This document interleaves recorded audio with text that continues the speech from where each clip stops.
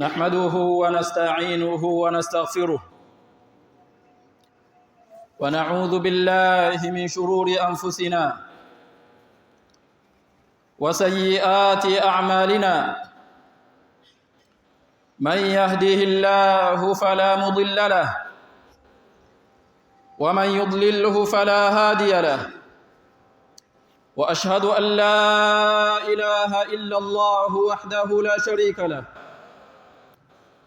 وأشهد أن محمدًا عبده ورسوله يا أيها الذين آمنوا اتقوا الله حق تقاته ولا تموتن إلا وأنتم مسلمون يا أيها الناس اتقوا ربكم الذي خلقكم من نفس واحدة وخلق منها زوجها وبث منهما رجالا كثيرا ونساء واتقوا الله الذي تساءلون به والأرحام إن الله كان عليكم رقيبا يا أيها الذين آمنوا اتقوا الله وقولوا قولا سديدا يصلح لكم أعمالكم ويغفر لكم ذنوبكم ومن يطع الله ورسوله فقد فاز فوزا عظيما أما بعد فإن أصدق الحديث كلام الله وخير الهدى هدي نبينا محمد صلى الله عليه وسلم وشر الأمور محدثاتها فإن كل محدثة بدعة وكل بدعة ضلالة وكل ضلالة في النار أيها المسلمون عباد الله فإني أوصيكم وإياي بتقوى الله عز وجل فقد فاز المتقون ndugu zangu katika imani baada ya kumshukuru Allah tabaraka wa taala na kumtakia sala na salam nabii wetu Muhammad sallallahu alayhi wasallam nami niungane na wale ambao imekuwa ni desturi yao na kawaida yao pale wanapokutana katika mikusanyiko mfano wa mkusanyiko kama huu hawaachi kabisa kuhusiana suala la kumcha na kumwogopa Allah tabaraka wa taala fa inni usikum wa iyaya bitaqwa Allah azza wa jalla faqad faza almuttaqun niusia nafsi yako pasi na kuisahau nafsi yangu katika suala zima la kumcha na kumwogopa Allah tabaraka wa taala yaqulu azza wa jalla tilka aljannatu allati nurithu min ibadina man kana taqiya ndugu zangu katika imani nafasi ya shahidi tunaitambua na miongoni mwa watu ambao Mtume alayhi salatu wassalam amewabashiria janna toka pale ambapo roho zao zinaachana na viwiliwili vyao ni pamoja na shahidi aliyekufa katika njia ya kuitetea na kuipambania na kuipigania dini ya Allah azza wa jalla huyu ni peponi moja kwa moja na haya ameelezea bwana mtume Muhammad alayhi salatu wassalam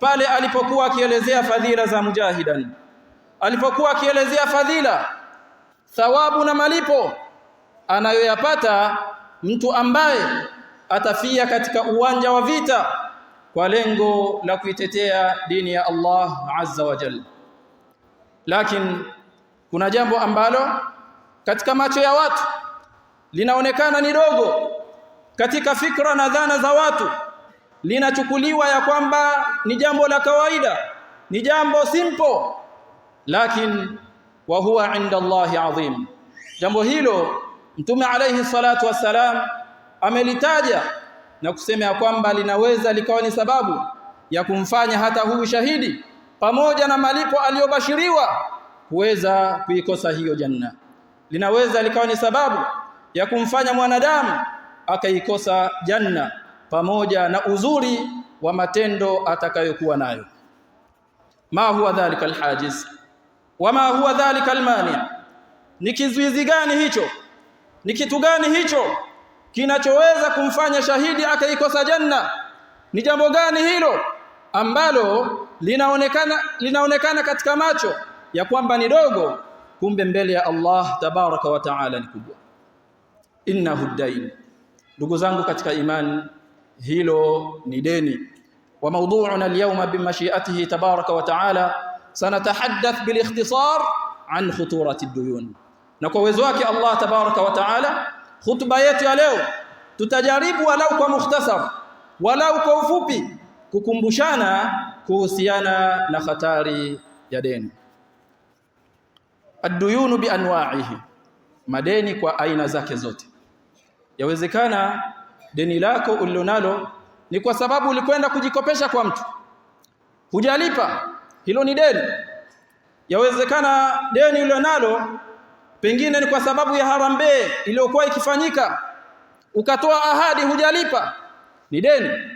Yawezekana pengine unaye mwanao yupo school, unatakiwa umlipie pengine kwa mwaka 2,000,000, kila muhula unatakiwa ulipe 500,000. Kwa mihula yote iliyokatika umelipa 100,000, umelipa 50,000, hilo ni deni. Kwa hiyo tunakwenda kuzungumzia ad-duyunu bi anwa'ihi, madeni kwa aina zake zote. Ndugu zangu katika imani, sheria ya Kiislamu imetuhimiza kusaidiana katika yale yanayopendwa na kuridhiwa na Allah tabaraka wa taala, lakini pia ikatukataza na kutukemea kusaidiana katika yale ambayo yatakuwa ni sababu ya kumghadhibisha na kumkasirisha Allah tabaraka wa taala. Na hakika katika yale yanayopendwa na Allah ni pamoja na Muislamu kumshika mkono Muislamu mwenzake, ni pamoja na Muislamu kumsaidia Muislamu mwenzake pale anapokuwa na uhitajio wa kusaidiwa. Na miongoni mwa misaada ambayo sheria ya Kiislamu imeifungulia milango ni pamoja na msaada wa kukopeshana. Unapomkopesha Muislamu ni msaada mkubwa utakuwa umempatia, lakini zaidi ya hapo tambua ya kwamba umefanya jambo ambalo linaridhiwa na kupendwa na Allah tabaraka wa taala. Rawa Ibn Majah rahimahullahu taala min hadith Abdullah ibn Mas'ud radiyallahu taala anhuma annahu qala qala Rasulullah sallallahu alayhi wasallam ma min muslimin yuqridu musliman qardan marratayn illa kana ka sadaqatiha marra. Hadithi hii ya bwana mtume Muhammad alayhi salatu wasalam anasimulia Abdullah ibn Mas'ud, anasema ma min muslimin, hakuna muislam yeyote atakayemkopesha muislam mara mbili isipokuwa mkopo mmoja kati ya hiyo miwili Allah tabaraka wa taala atamwandikia malipo ya sadaqa. Muislam amekuwa na shida, Muislam amekuwa na tatizo hilo lilomfika ikawa hana namna ya kulitatua zaidi ya kujikopesha, akaja kwako akakwambia akhi fillah, ndugu yangu katika imani, kuna jambo limenishika, kusema ukweli siwezi kulitatua hadi nijikopeshe, na miongoni mwa watu wa kheri niliowaona ya kwamba wanaweza wakanisaidia katika hili ni pamoja na wewe. Ndugu yangu, na kuomba unikopeshe 5,000,000, na kuomba unikopeshe 100,000, nikopeshe 20,000 7,000, na Allah tabaraka wa taala akawa amekufungulia kile kiasi unakimiliki unacho ukamkopesha. Huu ni mkopo mmoja. Muda si muda akaja kwa mara ya pili, kabla ya kukulipa akakwambia, ndugu yangu, ninafahamu ya kwamba unanidai, lakini bado kile kiasi unachonidai sijakipata, lakini kuna shida pia imenipata, na kuomba kwenye ule mkopo uniongezee walau 50,000, niongezee 500,000, niongezee 1,000,000, bila kumchimba. Kuna mwingine anakuchimba na hakusaidii, lakini ukaamua kumkopesha kwa mara ya pili. Mtume alayhi salatu wassalam anasema kati ya hii mikopo miwili upo mkopo mmoja ambao Allah tabaraka wa taala atakuandikia malipo ya sadaqa, japokuwa huyu atakurejeshea kile ambacho umemkopesha. Kwa hiyo Mtume alayhi salatu wassalam aliyataja haya akiwa anawahimiza Waislamu wasaidiane, wakopeshane pale panapokuwa na haja ya kukopeshana. Lakini tutambue, kabla hujakwenda kukopa kwa yote, kuna mambo kadhaa unayotakiwa kuyazingatia. Haya ni kama vile ni masharti ya kwenda kukopa. Nitakutajieni mambo mawili. Ahlul ilmu wanasema ili iwe halali kwako kukopa, kuna mambo unayotakiwa kuyazingatia. Jambo la kwanza, wakasema wujudul haja alfi'liya almashru'a lilistidana. Kwanza kupatikane haja inayofaa kisheria inayokufanya ukope. Hawi kwa kuwa mlango wa kukopeshana umefunguliwa unakwenda kukopa unapojisikia. Hapana, ni lazima kupatikane haja inayofaa kisheria inayokufanya ukope. Naam, mlango wa kukopeshana umefunguliwa, lakini deni lina hatari. Na kuonyesha hatari ya deni, anasimulia mmoja miongoni mwa masahaba wa Mtume alayhi salatu wassalam, ambaye ni Muhammad ibn Jahsh radhiyallahu ta'ala anhu.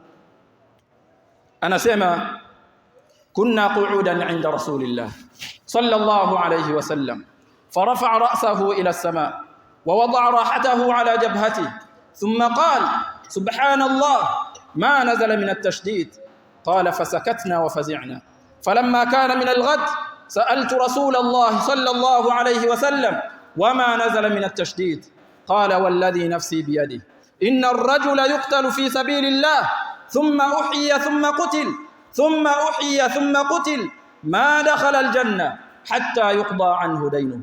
Hadithi hii ya Muhammad ibn Jahsh radhiyallahu ta'ala anhu anasema, moja miongoni mwa masiku tulikuwa tumekaa pamoja na Mtume alayhi salatu wassalam, farafa'a ra'sahu ila as-sama'.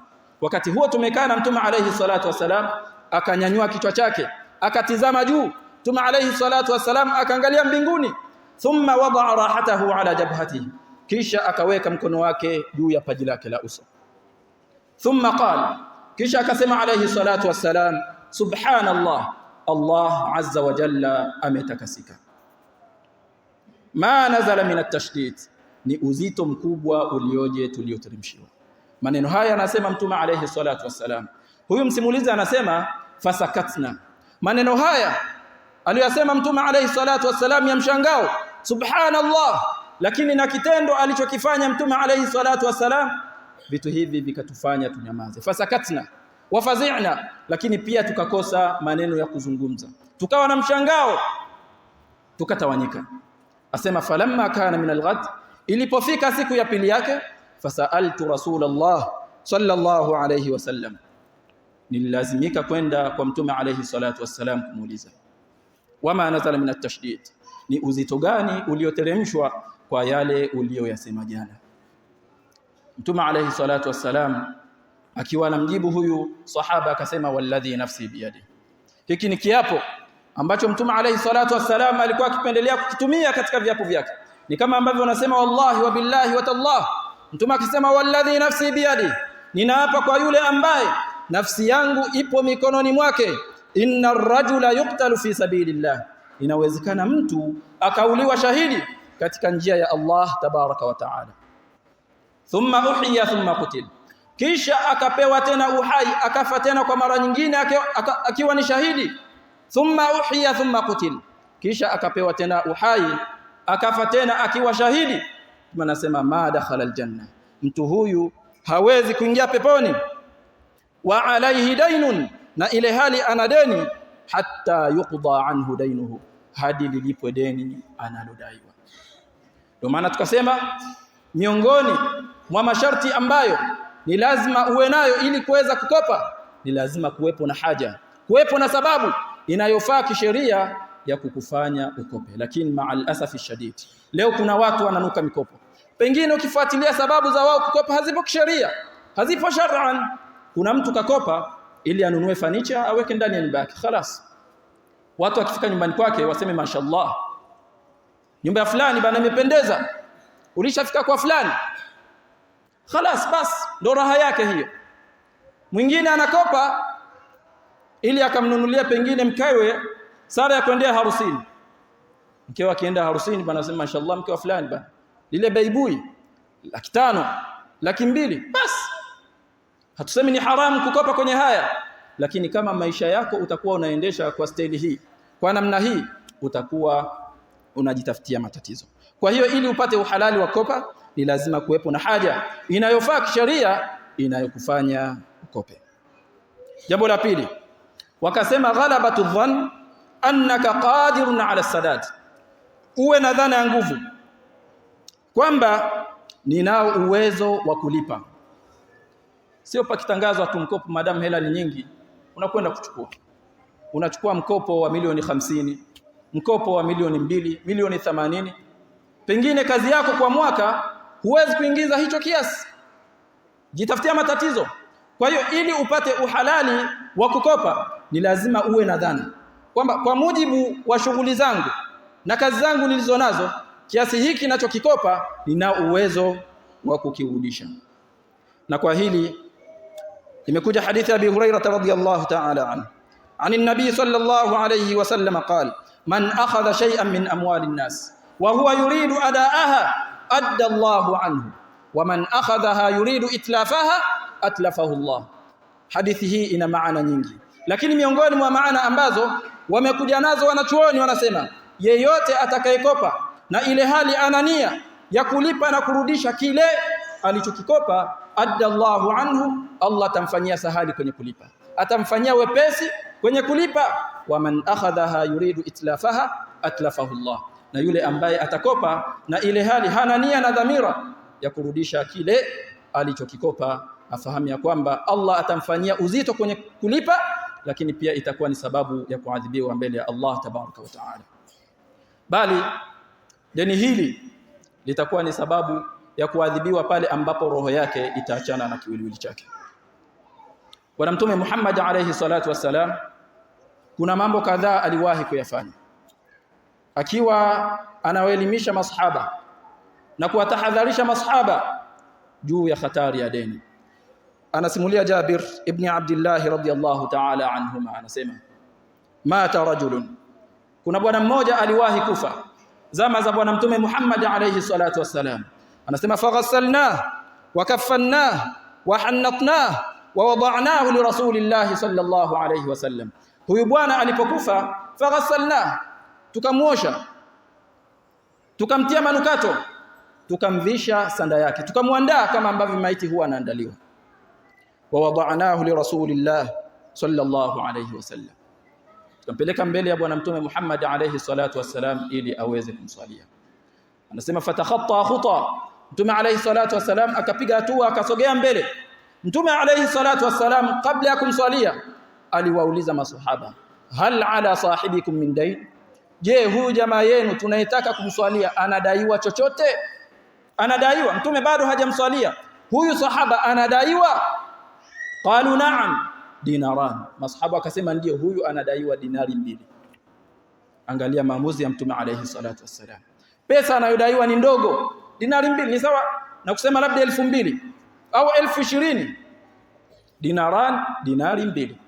Faqala alayhi salatu wassalam sallu ala sahibikum, Mtume alayhi salatu wassalam akawaambia masahaba, mswalieni jamaa yenu. Baadhi ya riwaya zinasema kwamba Mtume akaondoka hakumswalia. Kwa nini? Kwa sababu anadaiwa. Ndugu yangu katika imani, kama una deni, hakikisha kwamba unalipa deni kabla hujafikiwa na umauti. Baadhi ya riwaya zinasema kwamba katika hadhira ile alikuwepo bwana mmoja anaitwa Abu Qatada. Yule Abu Qatada akamwambia Rasulullah sallallahu alayhi wasallam, deni analodaiwa mimi nalibeba, hebu mswalie. Mtume alayhi salatu wassalam akamswalia, wakamzika, wakatawanyika. Ikawa Mtume alayhi salatu wassalam kila anapokutana na Abu Qatada anamuuliza, madha fa'alat ad-dinaran, zile dinari 2 zimefanya nini? Kwa maana umelipa? Abu Qatada akawa anamwambia Rasulullah, bado sijalipa. Mtume akawa anamsisitiza, anamwambia lipa deni. Siku hiyo Abu Qatada anamwambia Rasulullah, tayari nimelipa. Mtume akamwambia, al'ana barratta alayhi jilda, hivi sasa al'ana barratta alayhi jilda, hivi sasa ndio mwili wake na kiwiliwili chake kinaanza kupigwa na baridi na kupumzika. Kwa maana kipindi chote hiki huyu bwana alikuwa kwenye mateso, alikuwa kwenye tabu, alikuwa kwenye shida. Kwa nini? Kwa sababu ya dinari 2 alizokuwa akidaiwa. Ndugu zangu katika imani, ni wangapi leo wana madeni, na hayo madeni yamekuwa sugu? Anayedai akitokea na mlango huu, mdaiwa anatokea na mlango ule pale. Anayedai akitokea na kule, mdaiwa anatokea kule. Anayedai akitoka na juu mdaiwa anazama kwenye ardhi. Huyu akitokea chini anakwenda juu anakuwa kama kumbi na anadhani ya kwamba labda anamkomoa. Hapana, humkomoi. Mtume alayhi salatu wasalam aliwahi kutoa tangazo, tahadhari, akasema kila mwenye mali ya mtu, kila mwenye haki ya mtu, kila mwenye deni la mtu arudishe deni, arudishe mali, arudishe haki kwa mwenyewe kabla haijafika siku ambayo hakuna kulipana kwa dinar wala hakuna kulipana kwa dirham. Wale wote wanaokudai na umefanya ukaidi katika kuwalipa, siku ya kiyama hutawalipa tena pesa ya Tanzania, hutawalipa tena dola, hutawalipa tena euro. Aljazaa fi dhalika alyawm bilhasanati wassayiat. Siku hiyo malipo namna atakavyokuwa bana ni kubadilishana mema kwa maovu. Tunaitambua hadithi ya muflis. Mtume alayhi salatu wassalam aliwahi kuwauliza masahaba, je, mnamfahamu ni nani aliyefilisika katika umma wangu? Hadithi ya Abi Hurairah radhiyallahu ta'ala anhu iliyopokelewa na Imamu Muslim rahimahullahu ta'ala. Mtume anawauliza masahaba, je, mnamfahamu ni nani aliyefilisika katika umma wangu? Masahaba walimjibu Mtume jibu ambalo hata mimi na wewe tunaweza tukajibu hivyo. Almuflisu fina man la dirham lahu wala mata. Aliyefilisika ni yule asiyekuwa na pesa wala asiyekuwa na fanicha. Mtume anatoa maana ya kufilisika. Anasema innal muflisa min ummati man yati yawm alqiyamah bi salatin wa siyamin wa zakatin wa yati wa qad shatama hadha wa qadhafa hadha wa akala mala hadha wa safaka dama hadha wa daraba hadha fayu'ta hadha min hasanati wa hadha min hasanati fa in faniyat hasanatuhu qabla an yuqda alayhi ukhidha min khatayahum faturihat alayhi thumma turiha fi an-nar. Inna lillahi wa inna ilayhi raji'un. Kufilisika, Mtume anasema aliyefilisika ni yule ambaye atakuja siku ya kiyama na ile hali ameswali vizuri hapa duniani. Umeswali vizuri na walillahi alhamdu, Islam tunaswali.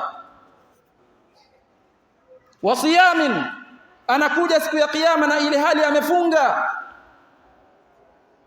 Wa zakatin, ametoa sadaqa, ni zaka ametoa. Lakini mtu huyu yati yaum alqiyama, anakuja siku hiyo ya kiyama waqad shatama hadha, na ile hali amemtukana mtu fulani.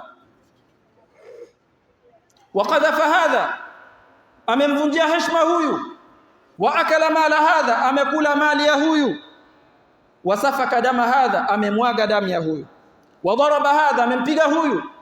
Mtume anasema fayu'ta hadha min hasanati, malipo jinsi yatakavyokuwa yatachukuliwa mema ya yule mkosaji. Wale wote aliowakosea watakuwa wanapewa mema yake kwa kiasi cha kuwalipa tu. Tumanasema fa infaniyat hasanatuhu qabla an yuqda alayhi, kama itatokea mema yake yatamalizika na ile hali bado kuna watu wanamdai, ukhidha min khatayahum faturihat alayhi thumma turiha fi an-nar, yatachukuliwa makosa ya wale aliowakosea, ikiwa ni pamoja na wale watu ambao ulikwenda kujikopesha kwao hukuwarudishia, yatachukuliwa makosa yao, utabebeshwa mzigo wa madhambi. Thumma turiha fi an-nar, kisha atatumbukizwa katika moto, iyadhan billahi min dhalik. Ndugu zangu katika imani, ni wangapi leo hii haya tunafanya? Watu wanaokutukanana katika jamii, imekuwa katika jamii ya Kiislamu imekuwa kama vile ndo fashion, kuvunjiana heshima. Imefikia sehemu hata wale ambao wanaonekana katika macho ya kwamba pengine ni mashekhe, ni wasomi, wanatukanana. Ukiuliza anakuambia ni raddi. Raddi? Unamtukana mtu alafu unasema ni raddi. Njia si zipo za kukosoana juu ya mimbar? Kuvunjiana heshima, unamtongoza mke wa mtu, ni mambo yapo tunayasikia. Unamvunjia heshima, na wewe mwanamke unapokubali umemvunjia mumeo heshima yake. Imefikia sehemu baadhi ya watu wanajinadi ya kwamba wao ni Waislamu, imefikia kwamba wanawatukana hata masahaba ridwanullahi ta'ala alayhi. Hayui kwa kuwa eti yeye ni sahaba hutomlipa. Utamlipa. Maneno ya Mtume alayhi salatu wasalam hayaendi bure. Huyu ndiye aliyefilisika.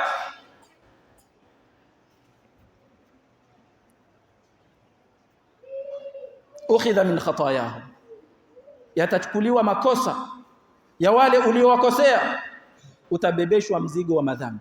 Thumma turiha fi an-nar, kisha utatumbukizwa katika moto, iyadhan billahi min dhalika. Ndugu zangu katika imani, ni wangapi leo wana madeni lakini hawataki kulipa madeni walionayo? Bali muulize mfanya biashara, awe ni mkubwa au mdogo. Kuna waislamu, sio kuna watu, kuna waislamu wamemuumiza na hawana habari ya kulipa madeni wanayodaiwa. Bali muulize mtu yote ambaye anaonekana na nafuu ya kauweza, anaweza akakupa, awe ni mfanya biashara au si mfanya biashara, anaweza akakupa orodha ya watu waislamu. Zaidi ya hapo, wana sunna, wapenda kheri, anawadai, hawana mpango wa kulipa madeni wanayodaiwa. Ikiwa Mtume alayhi salatu wassalam aliacha kumswalia sahaba kwa sababu ya dinari 2, wewe deni lako unalichukulia. Ndio maana Mtume alayhi salatu wassalam aliwahi kusema katika hadithi ya Abi Huraira radhiyallahu ta'ala anhu, anasema nafsul mu'min mu'allaqatun bidainihi hatta yuqda anhu. Nafsi ya mu'min ikishaondoka katika maisha haya duniani huwa inazuiwa na deni lake. Kwa mtu akheri utakavyokuwa, lakini ukiondoka katika maisha haya na ile hali unadaiwa, fahamu ya kwamba utaishi maisha magumu wakati wa barzakh, hatta yuqda anhu, hadi lilipwe deni unalodaiwa. Bali katika hadithi ya Thauban radhiyallahu ta'ala anhuma anasema man faraqa ar-ruhu al-jasada wa huwa bari'un min 3 dakhala al-janna, kwamba yeyote ambaye roho yake itaachana na kiwiliwili chake na ile hali amejiepusha na mambo matatu, Mtume alayhi salatu wasalam amembashiria janna. Miongoni mwa hayo ni pamoja na deni. Ukifa na ile hali hudaiwi, basi Mtume alayhi salatu wasalam amekubashiria janna.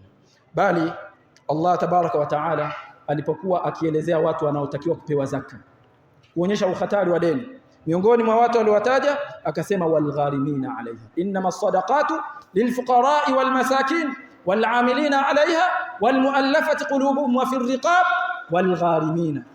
Algharimina ni watu ambao wameelemewa na madeni yao, anatakiwa huyu asaidiwe. Kwa nini? Kwa sababu kule mbele kuna hatari. Barakallahu li wa lakum bil Qur'anil azim wa nafa'ani wa iyyakum min al ayati wa dhikril hakim. أقول قولي هذا وأستغفر الله لي ولكم فاستغفروه إنه هو الغفور الرحيم وهو البر. الحمد لله رب العالمين والعاقبة للمتقين ولا عدوان إلا على الظالمين، والصلاة والسلام على رسول الله محمد ابن عبد الله وعلى آله وأصحابه وسلم تسليما كثيرا وبعد. Ndugu zangu katika imani, na kuhusieni kwa mara ya pili na kuhusia nafsi yangu katika swala zima la kumcha Allah tabaraka wa taala. Hakika katika yale ya ucha Mungu ni pamoja na kurudisha madeni unayodaiwa. Bwana Mtume Muhammad alayhi salatu wasalam katika kumuonya na kumtahadharisha mtu aliyekopa na ana uwezo wa kulipa, lakini akaendelea kuchelewesha yale malipo anayotakiwa kuyafanya, Mtume alayhi salatu wasalam hili amelizingatia kuwa ni dhulma. Faqala alayhi salatu wasalam matlul ghaniyi dhulmun, kama ilivyokuja hadithi iliyopokelewa na Imam Muslim kwamba kuchelewesha deni kwa mtu ambaye ana uwezo wa kulipa deni, hiyo ni dhulma. Unao uwezo wa kulipa deni, ulijikopesha na uwezo unao wa kulipa, lakini unachelewa kulipa, fahamu ya kwamba unafanya dhulma, unakuwa unadhulumu kabisa. Na jambo linapoitwa dhulma, maana yake ni jambo ambalo Allah tabaraka wa taala halipendi, na mwenye kulifanya jambo hilo ametangaza vita na Allah tabaraka wa taala. Bali zaidi ya hapo, yeyote anayekopa na hana mpango wa kulipa, Mtume alayhi salatu wasalam amehalalisha kwa mtu huyo kuvunjiwa heshima yake na kuadhibiwa na mamlaka husika. Faqala alayhi salatu wasalam layyul wajidi yuhillu 'irdahu wa 'uqubatahu. Mtume anasema yeyote aliyejikopesha na ana uwezo wa kulipa, lakini akawa anachelewesha malipo anayotakiwa kuyafanya, Mtume alayhi salatu wasalam amesema mtu huyu avunjiwe heshima yake. Mnafahamu katika hijjatul wadaa Mtume alayhi salatu wasalam alisema inna dima'akum wa amwalakum wa a'radakum alaykum haram. Katika vitu ambavyo Muislamu anatakiwa avichunge ni heshima ya mtu Lakini Mtume alipofika kwa mtu ambaye amejikopesha na ana uwezo wa kulipa lakini hataki kulipa, huyu ni ruhusa kuvunjiwa heshima yake. Ni ruhusa. Waislamu tukiendelea hivi zitafika zama khatibu atakapokuwa akisimama juu ya mimbar atakuwa anawatangazia watu, jamani namuona fulani msimkopeshe. Kwa nini? Akikopeshwa halipi. Ruhusa ipo. Jamani mnamuona fulani bana sio mtu. Waislamu nataka tufike huko. Inawezekana mtu akajiuliza, hivi huyu imam kuna mtu kamkopesha nini hata kumlipa? Haijalishi. Hapa tulipo ndugu zangu ni mjini. Kuna mengi tunayasikia. Kuna mengi tunasimuliwa. Sasa inasikitisha pale unaposimuliwa baadhi ya mambo ambayo yapo wazi kwenye ubaya wake. Alafu unastaajabu wanaoyafanya hayo ni Waislamu wenzako. Ni wanasunna wenzako. Ni wapenda kheri wenzako. Tusipoambizana juu ya mimbar kama hivi tutaambizana wapi? Wakopeshwaji ndio sisi. Wakopeshaji ndio sisi. Watuhumiwa ndio sisi. Lazima tubadilike. Na katika uzuri wa Uislamu ndugu zangu katika imani ni pamoja na kuwa na tabia njema. Na miongoni mwa tabia njema ni pamoja na kuwa na uaminifu. Ni pamoja na uaminifu. Tunitambua sira na tarikh ya bwana Mtume Muhammad alayhi salatu wasalam. Katika sifa ambazo alijipamba nazo hata kabla ya kupewa utume ni sifa ya amana. Ndio maana katika mji wa Makka alikuwa akiitwa as-sadiq al-amin, mkweli muaminifu. Alifanywa kama vile ni hazina ya watu kutunza mali zao kwake. Waislamu walikuwa kitunza pesa kwake. Wasio kwa Waislamu kadhalika walikuwa kitunza pesa kwake Rasulullah sallallahu alayhi wasallam. Pamoja na umaskini aliokuwa nao, hajawahi kula cha mtu.